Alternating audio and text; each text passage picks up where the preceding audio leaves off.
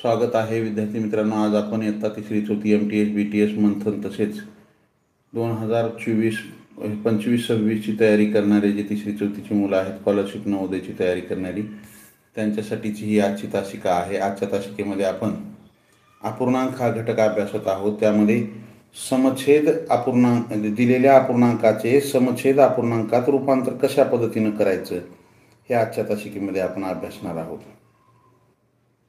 काल आपण समछेद अपूर्णांक म्हणजे काय, भिन्नछेद अपूर्णांक म्हणजे काय हे अभ्यासलेलं आहे। आजच्या तासिकेमध्ये आपल्याला दिलेल्या अपूर्णांकाचे समछेद अपूर्णांकामध्ये रूपांतर कसं करायचं हे आपल्याला अभ्यासायचं आहे। त्यातील पहिला प्रश्न आहे आपल्यासाठी, काय आहे पहिला प्रश्न, 4/8, 5/16 या दोघांचे काय करायचे आपल्याला। यांचा छेद कसा आहे, भिन्न आहे। छेद कसा आहे यांचा, भिन्न आहे। याचा छेद आपल्याला समान करायचा आहे।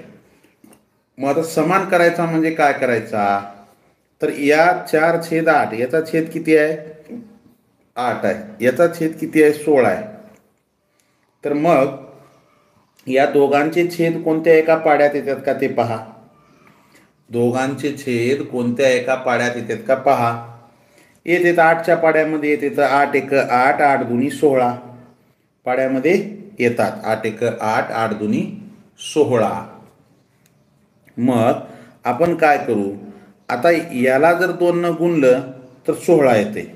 मग आता छेदाला 2 न गुणायचं म्हणजेच आपल्याला काय करावं लागतं, अंशालाही 2 न गुणून घ्यावं लागतं।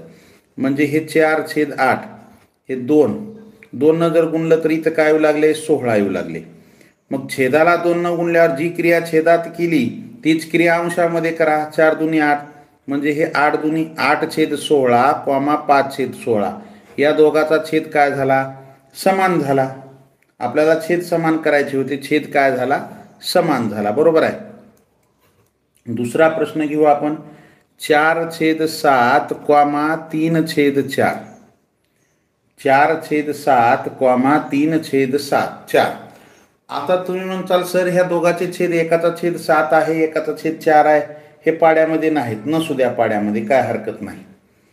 जर हे पाड्यात नसतील तर काय करायचं माहित आहे का, या दोघाचा गुणाकार करायचा डायरेक्ट। या दोघाचा गुणाकार करायचा, किती येतो गुणाकार, 7 × 4 आणि इकडे काय करायचं, 7 × 4, बरोबर आहे। या छेदाने ह्याला गुणायचं आणि या छेदाला ह्यानं गुणायचं, म्हणजे 7 × 4, 7 × 4। मग इथं आपण कितीनं गुणले हो दादा, 4 न गुणले, सॉरी इथं आपण हे 4 आहे, मागचं पुढं झालंय, थोडं लक्षात येण्यासाठी आपण इथं 4 × 7, हे 4 × 7, इथं कितीनं गुणले, 4 न, मग अंशालाही 4 नच गुणा, कॉमा इथं कितीनं गुणले, 7 न, मग अंशालाही 7 नच गुणा। मग आता हा अपूर्णांक काय होईल, 4 × 4 = 16, 16/28, कॉमा 3 × 7 = 21, 21/28, 16/28, कॉमा 21/28। दोघाचाही छेद काय झाला, समान झाला छेद। दोघाचाही छेद काय झाला, समान झाला, बरोबर आहे। दोघाचाही छेद काय झाला, समान झाला छेद। चला लक्षात येते का,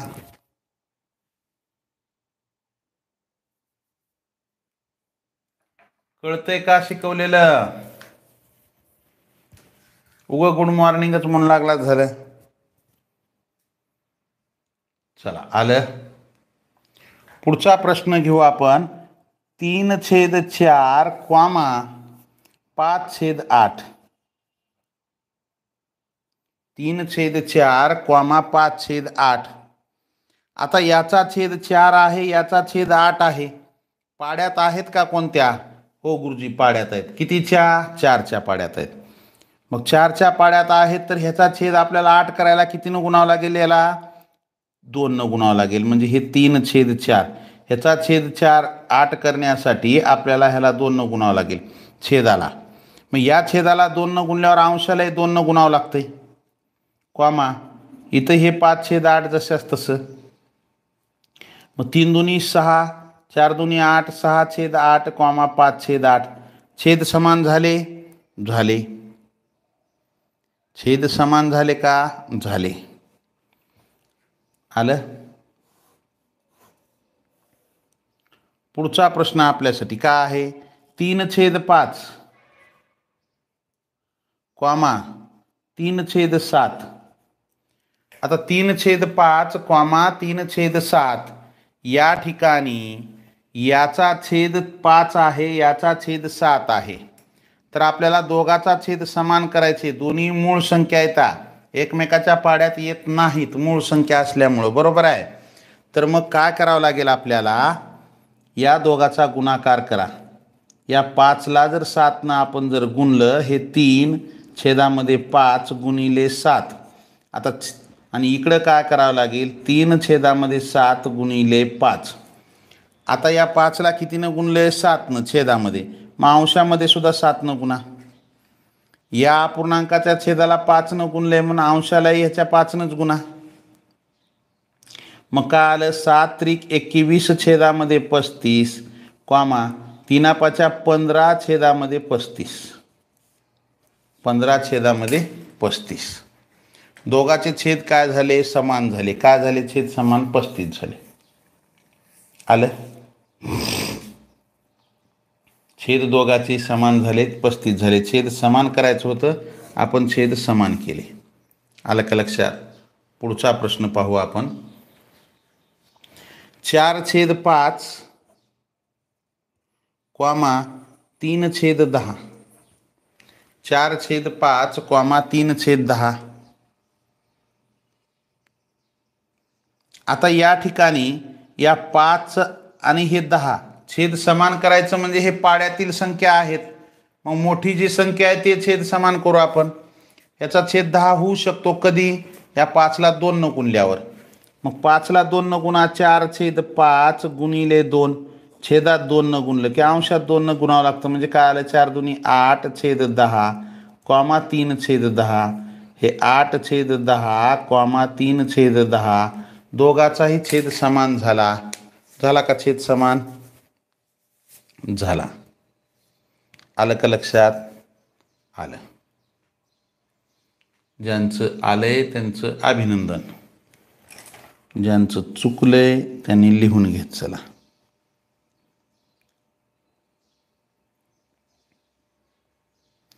त्यानंतर 2/9 कॉमा 1/6. 2/9 कॉमा 1/6. आता आपल्याला काय करावं लागेल, आता याचा छेद 9 आहे, याचा छेद 6 आहे, बरोबर आहे. मग आता या 6ला कितीनं गुणल्यावर 9 येते, मोठी संख्या येत नाही. मग आता काय करू, या दोघाच्या बी पाड्यातली समान संख्या कोणती आहे का बघू. 9चा पाडा, 9×1 = 9, 9×2 = 18, 9×3 = 27, 6×1 = 6, 6×2 = 12, 6×3 = 18. दोघाच्याही पाड्यामध्ये काय आहे, 18 समान आहे. मग ह्याचा छेद 18 करू. आता हे 2/9, या 9चा छेद 18 करण्यासाठी 2 न गुणावं लागेल, अंशाला 2 न गुणा कॉमा. हे 1/6, या 6चा छेद 18 करण्यासाठी 3 न गुणावं लागेल, अंशालाही 3 न गुणा. म्हणजे 2×2 = 4, 4/18 कॉमा 3/18. आलं का लक्षात. दोघाचाही छेद काय झाला, समान झाला. दोघाचाही छेद समान झाला. आलं लक्षात. चला मग लाईक करत चला. नवीन असाल तर जरूर सबस्क्राईब करा.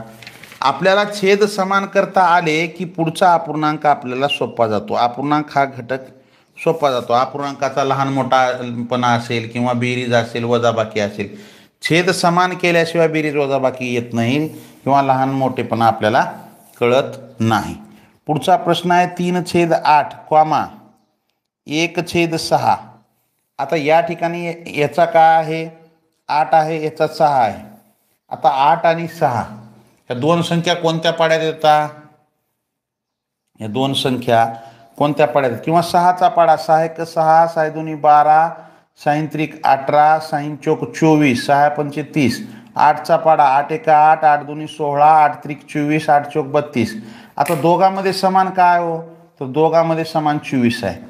मग दोघांमध्ये समान 24 आहे तर ह्याचा काय करा, 24 ह्याचा काय करा, छेद समान करा 24.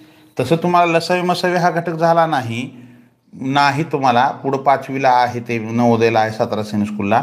पण त्या ठिकाणी या दोघाचा जर लसावी काढला तर 24 येतो.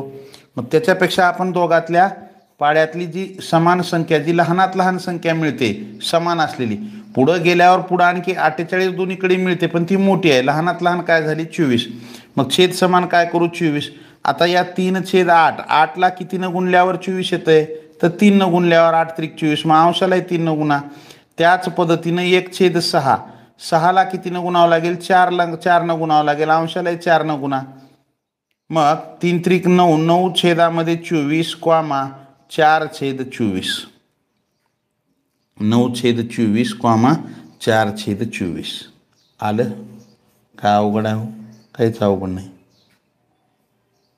9/24 कॉमा 4/24.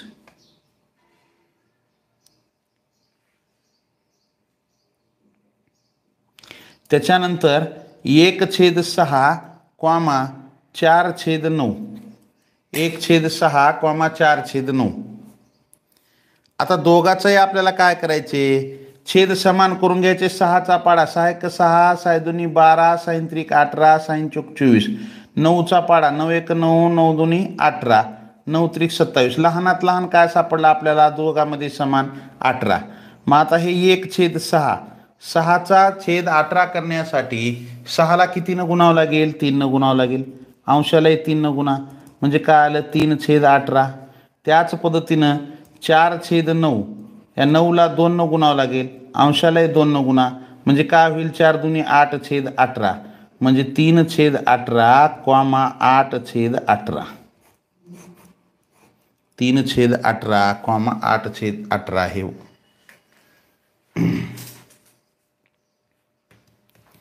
आलं का लक्षात?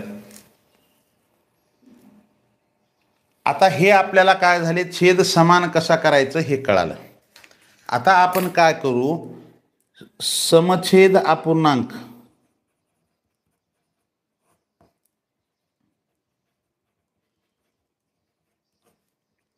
तुलना. तुलना म्हणजे काय, लहान मोठेपणा, लहान मोठेपणा. पहा, समछेद अपूर्णांक त्याची तुलना लहान मोठेपणा. पहा, समछेद अपूर्णांकामध्ये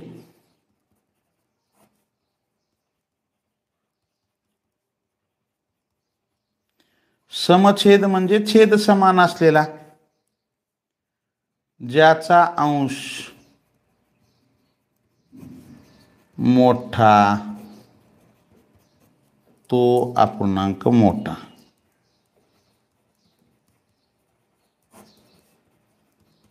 ज्याचा अंश मोठा तो अपूर्णांक मोठा आणि ज्याचा अंश लहान तो अपूर्णांक लहान. बरोबर आहे. मग आपल्याला आता समछेद अपूर्णांकाचा लहान मोठेपणा पाहायचा आहे.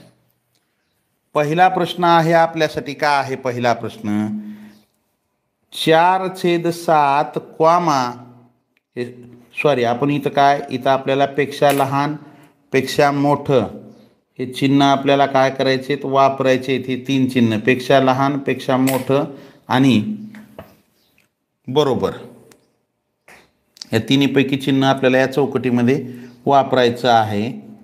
4/7 रिकामी चौकट आहे, 3/7. आता ह्याच्यामध्ये लहान मोठेपणा आपल्याला ठरवायचे.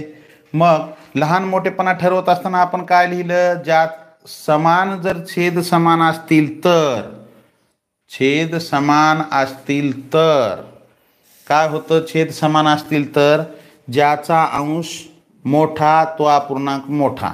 मग दोघाची छेद काय आहेत 7 आहेत, अंश ह्याचा 4 आहे ह्याचा 3 आहे, अंश कुणाचा मोठा आहे ह्याचा मोठा आहे म्हणून हा अपूर्णांक मोठा.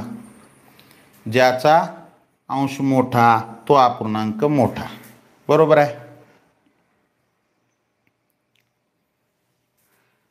आलं का लक्षात? लहान मोठेपणा कसं ठरवायचं, तुम्हाला हा लहान मोठेपणा ठरवता आला की पुन्हा अपूर्णांकाचा चढता क्रम आहे, उतरता क्रम आहे, अपूर्णांकाची बेरीज आहे, अपूर्णांकाची वजाबाकी आहे, अपूर्णांकाचा गुणाकार आहे, अपूर्णांकाची भागाकार आहे.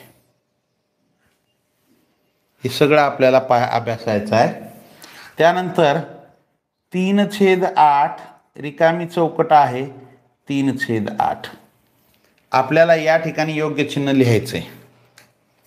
आपल्याला या ठिकाणी योग्य चिन्ह लिहायचं आहे. 3/8 रिकामी चौकट. 3/8 चौकटीमध्ये योग्य चिन्ह लिहायचे कोणतं? हे चिन्ह पेक्षा लहान, पेक्षा मोठं आणि बरोबर. चला, धुमाळ, आत्तार, भोसले, नरखेडकर, निंबाळकर, तुलसी, राजनंदिनी, नरखेडकर, नलवडे. चला, का हे छेद समान आहे? समान आहे. अंश बी समान आहे. मग इथं काय येईल? बरोबरचं चिन्ह येईल. दोन्ही बी अपूर्णांक आहेत, समान आहेत. मग दोन्ही अपूर्णांक समान असल्यामुळे इथं काय येईल? तर बरोबरचं चिन्ह येईल. आलं का लक्षात? काय अवघड? काहीच अवघड नाही. प्रश्न क्रमांक 3 का आहे? प्रश्न क्रमांक 3 8/3,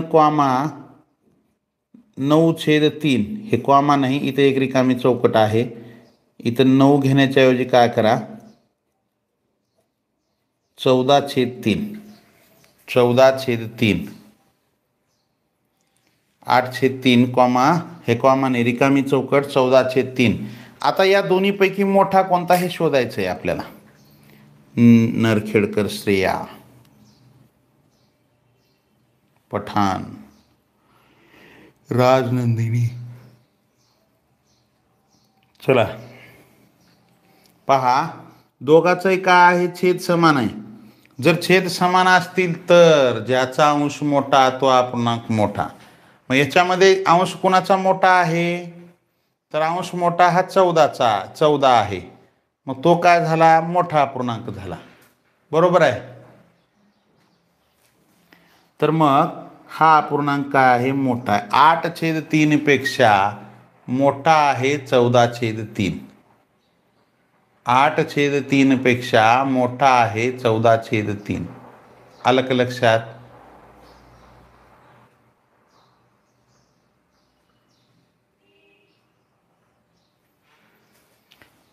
चला पुढचा प्रश्न. 2/11 रिकामी चौकट आहे 7/11. 2/11 रिकामी चौकट आहे 7/11. तर या ठिकाणी आपल्याला अपूर्णांकाचा लहान मोठेपणा दाखवायचा आहे.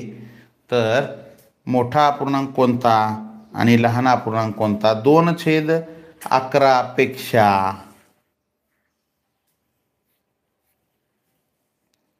काय येईल? दोघाचा छेद काय आहे? समान आहे. छेद समान आहे तर मग मोठा कोणता झाला? ज्याचा अंश मोठा तो मोठा. याचा अंश 2, ह्याचा अंश 7, म्हणजे हा मोठा झाला. 2/11 पेक्षा 7/11 हा अपूर्णांक आहे, मोठा आहे. मग इथं काय येईल? पेक्षा मोठं हे चिन्ह येईल. आलं का? अवघड आहे ह्याच्यामध्ये? काहीच अवघड नाही. माझ्यानं लई सोपे प्रश्न आहेत, आहे का नाही? 7/15 रिकामी चौकट आहे 8/15.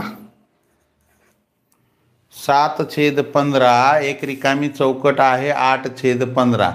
या ठिकाणी आपल्याला लहान मोठेपणा दाखवायचा आहे. याचा काय करायचं आहे? लहान मोठेपणा दाखवायचा आहे अपूर्णांकाचा. तर या ठिकाणी काय? पेक्षा लहान, पेक्षा मोठं किंवा बरोबर, या तिन्हीपैकी कोणतं चिन्ह येईल हे आपल्याला या ठिकाणी ठरवायचं आहे. कशावरून ठरवायचं आहे? त्याचे छेद बघा कोणते इथं. चला, दिसत नाही का? छेद कोणते इथं? छेद काय? ह्याचा छेद 15 आहे, ह्याचा छेद 15 आहे. दोघांचाही छेद काय आहे? समान आहे. जर छेद समान असतील तर ज्याचा अंश मोठा तो अपूर्णांक मोठा. मग कुणाचा अंश मोठा? हा मोठा आहे 8. 7 पेक्षा म्हणजे काय झालं? 7/15 पेक्षा मोठा आहे 8/15. 7/15 पेक्षा मोठा आहे 8/15. आलं का लक्षात?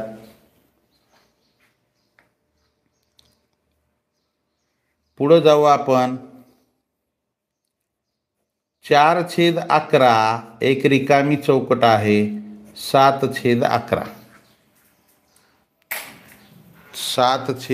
इथं काय करा? 14/11 घ्या आणि 7/11. 14/11 एक रिकामी चौकट आहे. 7/11. मग आता या ठिकाणी आपल्याला कोणता मोठा अपूर्णांक आहे हे कसं शोधायचं? दोघाचे छेद समान आहेत का पहा. हो, दोघाचे छेद काय आहेत? समान आहेत. मग जर छेद समान असतील तर ज्याचा अंश मोठा तो अपूर्णांक मोठा. अपूर्ण अंश कोणाचा मोठा? याचा आहे, 14 आहे. मग हा अपूर्णांक मोठा. 14/11 हा अपूर्णांक मोठा आहे 7/11 पेक्षा. बरोबर आहे. चला, हे झाले समान छेद होते. या सर्व आपण आता जे अभ्यासलं त्या अपूर्णांकाचे छेद कसे होते? समान होते. आता भिन्न छेद असलेल्या अपूर्णांकाचा आपल्याला काय करायचे? समान छेद त्याचा लहान मोठेपणा ठरवायचे. काय करायचे? भिन्न छेद अपूर्णांक तुलना. तुलना म्हणजे लहान मोठेपणा. काय आहे? 5/15 एक रिकामी चौकट आहे. 10/30. 10/30. आता सर्वप्रथम आपल्याला काय करावं लागेल? छेद समान करून घ्यावं लागेल. दादा, याचे छेद समान आहेत का? नाही. छेद समान करू. त्याचा छेद समान करायचं म्हणजे 15च्या पाड्यामध्ये 30 येते. 15×1 = 15, 15×2 = 30. दोघाचा छेद समान काय करता येईल? पाड्यात जर येत असतील तर मोठी संख्या त्याचा छेद समान होतो. मोठी संख्या आहे 30. मग या 5/15 30 करण्यासाठी 2 न गुणावं लागेल. मग अंशालाही 2 न गुणा, कॉमा हे 10/30 जशास तसं. मग 5×2 = 10, छेदामध्ये 30, रिकामी चौकट 10/30. आता काय येईल इथं? हो, दोघाचाही छेद समान केला. छेद समान केल्याच्या नंतर या ठिकाणी आपल्याला काय येईल? बरोबरचं चिन्ह येईल इथं. दोघाची काय आहे? अंश समान आहे. छेद तर समान आहेच आहे, पण दोघाचाही अंश समान आहे म्हणून बरोबरचं चिन्ह येईल. आलं? पुढचा प्रश्न पाहू. 5/8 एक रिकामी चौकट आहे आणि 5/9. आता इथं छेद समान आहेत का ह्याचे? नाहीत. मग छेद समान करायचं. पाड्यात येतात का? येत नाहीत. एकमेकाच्या पाड्यामध्ये हे येत नाहीत. मग काय करा? दोघाचा गुणाकार करा. 5/8 × 9 हे रिकामी चौकट.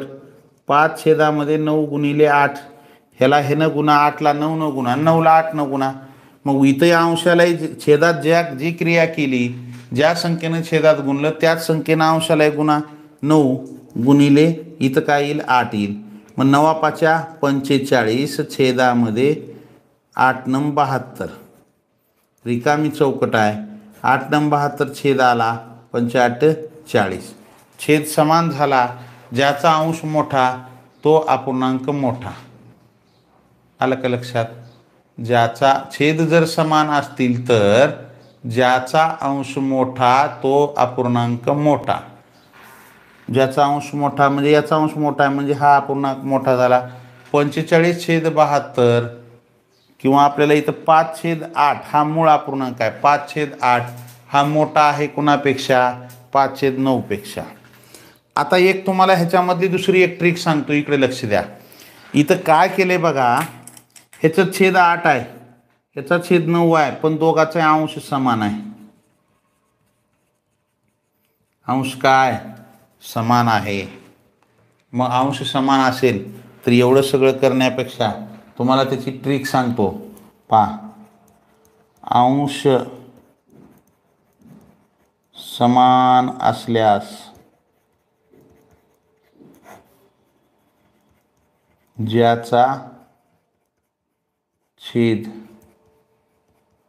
लहान तो अपूर्णांक.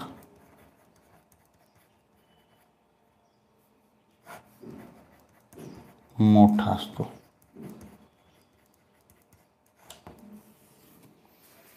अंश जर समान असतील तर ज्याचा छेद लहान तो अपूर्णांक मोठा.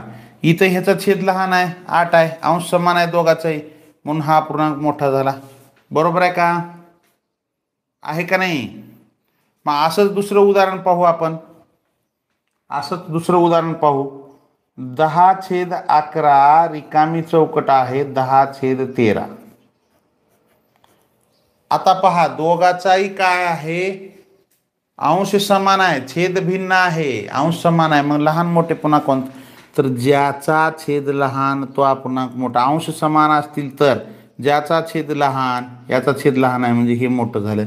तरी आपण याचे छेद समान करून पाहू आणि याचा लहान मोठेपणा पाहू. पहा छेद समान करायचं म्हणजे काय करावं लागेल, हे 10 छेदामध्ये हे 11 गुणिले 13, मग वर अंशाला 13 न गुणा, हे रिकामी चौकट 10/13 हे गुणिले 11, ह्याला गुणिले 11, मग 11 10 13 10 130, 11 त्रिक 33ला 3, हातचे 3, 11 एका 11 आणि 3 14 143. इथं काय येईल 110, छेदामध्ये या दोघाचा गुणाकार 143, कारण की इथं आलेलाच आहे की गुणाकार. मग आता छेद समान झाला आहे, मग लहान मोठेपणा कसं ठरवायचं, तर ज्याचा अंश मोठा तो मोठा म्हणजे हा अपूर्णांक मोठा झाला. 10/11 हा अपूर्णांक आहे मोठा आहे. कळालं का तुम्हाला? अंश समान असल्यास ज्याचा छेद लहान असतो तो मोठा असतो.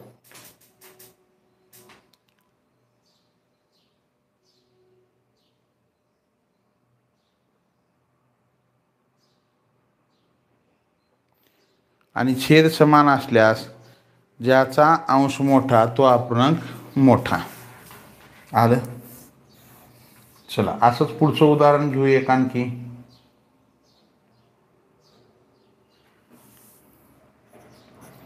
9/7, 11/7, 19/7, 11/7. सॉरी, आपल्याला काय करायचंय, उलट झालं. 7/19, 7/11. इतर रिकामी चौकटामध्ये लहान मोठेपणा ठरवायचा आहे. अंश समान आहे, अंश समान असल्यास ज्याचा छेद लहान तो मोठा म्हणजे हा काय होईल, मोठा होईल. 7/11 मोठा आहे. पहा 7/19, 19ला 11 न गुणा, अंशाला 11 न गुणा, इतर रिकामी चौकट 7/11, ह्याला 19 न गुणा आणि ह्याला 19 न गुणा. 11/7 = 77, छेदामध्ये 19 × 19, हातच्या आला 19ला 9, हातच्या 1, 19 × 19 आणि 1 20, रिकामी चौकट छेदामध्ये 209, छेदामध्ये 19 5 95, 19 × 14 दर्शे, 19 7 33, 133. मग या ठिकाणी आपल्याला अंश जर काय असतील, छेद समान असतील तर ज्याचा अंश मोठा तो अपूर्णांक मोठा. छेद दोघाचे 209 आहेत म्हणून इथं काय येईल, 77/209 पेक्षा मोठा आहे 133/209. आलं का लक्षात? चला लाईक केलं नसेल लाईक करा, नवीन असाल जरूर सबस्क्राईब करा. सबस्क्राईबच्या बाजूला बेल आयकॉनचं बटन आहे त्याला प्रेस करा. इथून पुढचे येणारे व्हिडिओ असतील किंवा लाईव्ह शिकायचं नोटिफिकेशन असेल सर्वात अगोदर तुम्हाला मिळेल.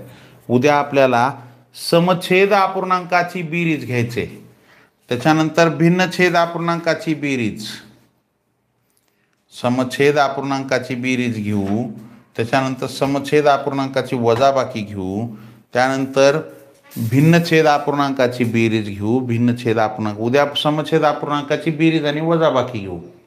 बरोबर आहे? चला लाईक केलं नसेल लाईक करा, नवीन असाल जरूर सबस्क्राईब करा. सबस्क्राईबच्या बाजूला बेल आयकॉनचं बटन आहे त्याला प्रेस करा. संध्याकाळच्या 8 वाजताच्या बुद्धिमत्ता चाचणीच्या तासाला तुम्ही उपस्थित राहत नाहीत, जास्तीत जास्त मुलं, तर राहण्याचा प्रयत्न करा. चला 5वीचे आणि तुमचे मिळून तरी एवढे 66 बी लेकर राहणार संध्याकाळी.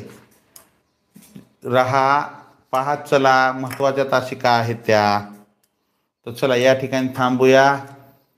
लाईक केलं नसेल लाईक करा, नवीन असाल जरूर सबस्क्राईब करा. सबस्क्राईबच्या बाजूला बेल आयकॉनचं बटन आहे त्याला प्रेस करा.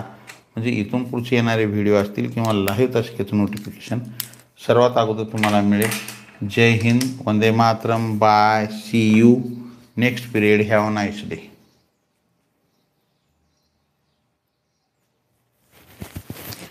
लागलीच